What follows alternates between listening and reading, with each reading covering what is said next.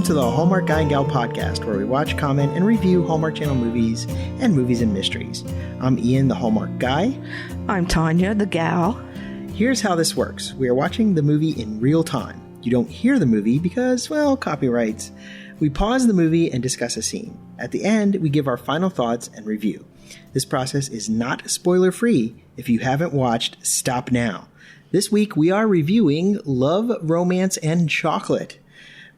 This is your final warning. If you haven't watched and don't want it ruined for you, stop now. We'll pause for just a second, just in case. Let's get started. This movie stars Lacey Chabert, right? And Will Kemp. And the plot is about an American chocolatier enters a contest to become the chocolatier for the royal family of Belgium. While she's focused on winning the contest, an ad exec in charge of contest publicity ends up winning her heart. All right, so let's get to the movie. It's a typical, either it's the wrong guy she's dating and then she meets the right guy, or it's a breakup situation. This movie happens to be he breaks up with her because there's always that guy that is real, and it's not always it's never a bad breakup. It's never like, oh, we're gonna throw things or anything like she's and she didn't seem like too depressed about it because she was saying that she couldn't move across the state. So it's like, oh yeah, this guy was okay. It's like those okay commercials. It's just okay. This guy was just okay. He wasn't really like the guy. But they didn't build it up enough on this one. No, they didn't. They just went right into it. They jumped right into it. And then, she's going to Belgium with bad accents because the first person she meets has a really bad accent. But we'll see what else happens, I guess. I don't know. She has the best friend, right? Back home. Right. So, who told her to go anyway, even though the boyfriend was supposed to go with her. Yeah, go anyway. Take the trip. Take the trip. Take the trip. Yeah, so I don't like, this is the typical setup. Yeah, but they're fast. There's no really like twisties. They're making it a lot faster than normal, I think. All right. Well, we'll see what happens to her when she goes on this adventure to Belgium. So there's always some type of little itty-bitty conflict between the love interest and the star. And again, they introduce the conflict over, I guess they're making chocolates, which she hasn't really divulged that she's in the contest yet to anyone, I think. She's not in a contest. It says contest in the thing. No, but she's not in the contest. She's on a chocolate tour. It was supposed to be a romantic chocolate tour. No, that was the whole point of it. They haven't talked about the contest yet. Where does the contest come in? I don't know. We didn't get to that part yet. Because doesn't the write-up say... Well, let's check something here. Because, doesn't the write-up says that she's to compete for Belgium's Royal Chocolatier. Well, so where does that I don't know because she's not. That's wrong. Nope, she's on a tour right now, and so it's a little but see, there's these. They always have a little bit of friction, not a huge amount of friction, just a little bit of friction, right? Well, I think he was very rude. Well, with not telling her that she was speaking in his language incorrectly. Well, and pretending not to know English. But he has an English accent because you can't have a Hallmark movie on foreign soil without an English accent. True, no matter what country they're in. No matter what country they're in. And they're speaking German when Belgium's primary language is French. They weren't speaking German. Ich bin Tourist, that's German, not French. Are you sure? Yes, I took German. No, I'm saying, are you sure that French is the main language of Belgium? Yeah, I just looked it up on Wikipedia. Oh, okay. So, actually, the official languages are Dutch, French, and German. So German is a language, but although predominantly it's a French-speaking country. So, but maybe all the chocolatiers are German. Fine. So maybe he's German. Okay. German chocolate. All right. I just... It's just we're just going to throw some stuff together here, and we'll have a guy with an English accent. So, because he speaks it's a foreign country, but he speaks German and possibly French. So, Yeah, who knows? Anyway, I just think the conflict is always contrived. Sometimes, like, this one seems a little more contrived than the others, right? It doesn't seem like it's... Well, she does make... I mean, she does make her own chocolate and stuff. That's right. They're making chocolate. That's why she decided to do her own thing when he wanted them to keep to the recipe. Yeah, well, but it's not... it's just contrived. It's like... It doesn't feel like it's... Because they didn't really set up at the beginning. I mean, they did mention in, like... They had, like, one little phrase in the beginning where she kind of wanted to try stuff, right? So she's not really, like, set up as someone who experiments a lot. Don't you agree? I don't know. I don't know. I think they didn't set up the fact well that she's supposed to be this person who's off the beaten path, doesn't follow recipes, does how she thinks things the go. very beginning of the movie when she was talking about the cupcakes she made. Yeah, they had that one little thing, and that was it. They really haven't set her off as an off the beat, like, let's get out and, Disagree. She's not embodying the rebel personality. Disagree. Fine. Okay, I get what's going on here. Like, his assistant is going to have to bow out, I guess, because she's going to have a baby, right? And so the Lacey Chabert's character is going to have to help him fill in for the contest. The contest in the chocolate shop. Chocolatier. And so of course it's another thing where the business is in peril. Oh yeah, his business is in peril. If he doesn't win, then they'll go out of business. Yeah, if he doesn't win, he's going to go out of business. It's over. So yeah, some business. So this has almost everything in a typical Hallmark love story. The wrong guy. Well, they really kicked the wrong guy off quickly. And I think because, it's going to cost money to get everybody over to Belgium. But... Yeah, Belgium, Canada. Yeah. I don't think this was shot in Canada. You really? I think the scenery was shot somewhere else. Belgium, British Columbia. Bruges, British Columbia, yeah. So there's the royal wedding, which they're going to announce the royal chocolatier, right? And his business is failing. And we've kind of tried to establish somehow that Lacey Chabert is the rebel character. She doesn't do things on book. She goes off book a lot. So, and she already did, they plugged that in on the last scene we just watched because she was like, did you ever try this flavor in this chocolate? And he was like, what? Like, why would you do that? Like, that just doesn't sound good at all. So, with the horrible British accents. And I think that his assistant has no accent whatsoever. Well, maybe she's not British. I don't know. Maybe she's a transplant. She's not even trying. It's like, try at least, I'd give her a little bit more credit if she tried, but she's just like, I'm not going to try. I'm Canadian. Anyway, let's keep moving. Okay, so they just went through this whole soliloquy about her. She stays safe. She doesn't take risks. But then she keeps messing with the chocolates. I don't think she considers that a risk. She's talking about love and romance and stuff. I'm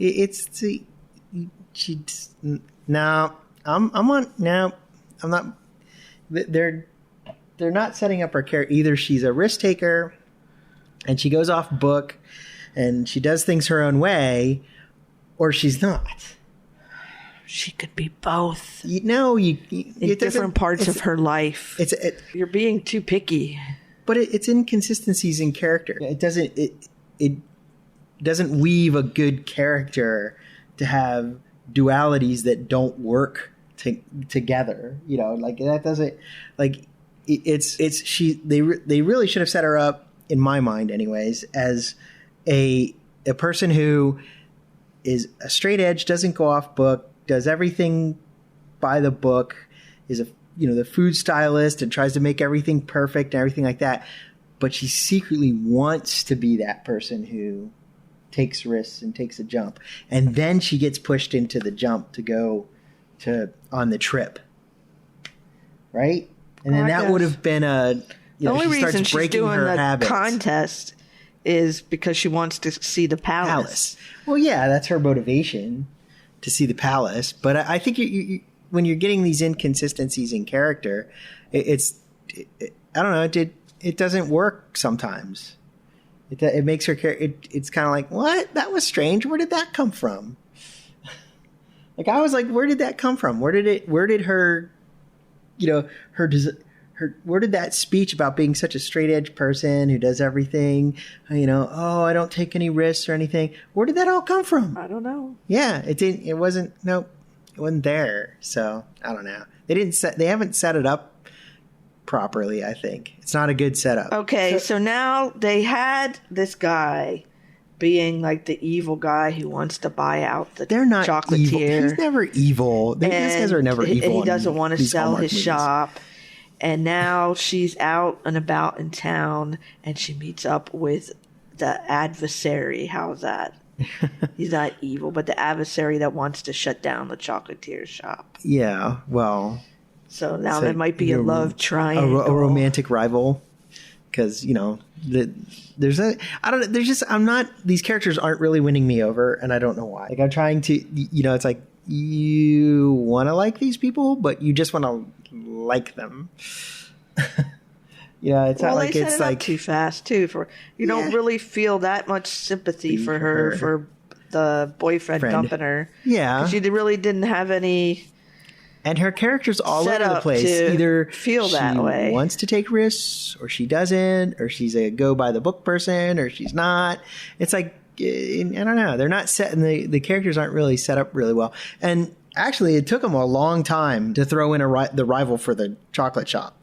I mean, that took forever. Yeah, you just thought it was. Yeah, it was like, I just thought it's going out of business. Yeah, and you didn't even out of nowhere. Like this scene, they bring this guy in who wants to buy the shop and have the other guy work for him, and that just came out of what? It just came out of real nowhere. So I don't know. It just seems like they're just kind of like, well, let's throw this in and we'll throw that in and we'll kind of mix some stuff together and see if we come out with a good piece of chocolate. I don't know, but I'm very hungry for chocolate right now. That's all I gotta say. It definitely the shots of the chocolate definitely are is making me want to go buy some chocolate. Well, gosh, every food shot in this movie is beautiful. Like the cinematographer. My hat's off to the cinematographer because the food shots are perfect. They make you hungry for chocolate. Yes. Yeah, they do. Okay, the pressure's on. Yes. Yeah, they put the time pressure on finally. And a half too. The day after tomorrow. So it's what, 2 days? Right, to come up with the chocolate for the prince and princess. Because they're coming to the shop the day after tomorrow, they just said. So yeah, we got the time pressure finally. That's why I just don't think there's a lot at stake in this one. There's not in other Hallmark movies where you feel like there's something big. There's like a big stake. There's his chocolate shop closing is going to ruin the town, or right. So usually there's something where there's really just huge, if this a factory's going to close and it's just going to ruin the town, right? Right. Well, this is just his factory, his store. Chocolate shop, which is it's there's 100,000 chocolate shops in Bruges, and it's just another one. I don't know. It doesn't seem maybe it'll get more intense as it goes along. Yeah. Okay. I don't think so. It needs a little bit more intensity. It needs a little bit more. There's not a lot of hotness going on either. There's not a lot of romantic chemistry between her and him. No. It's just this is nice. Okay, so there was just this little what was supposed to be a romantic interlude, but you said... it looked just like two friends riding on a boat. Yeah, it didn't really look... That's what I think it is. There's There's no chemistry between these two. Yeah, there's no passion. There's no oh yeah, I really like this woman. Or she doesn't seem to care for him, that she's interested in him either, except for a couple comments about him being handsome. Yeah. But...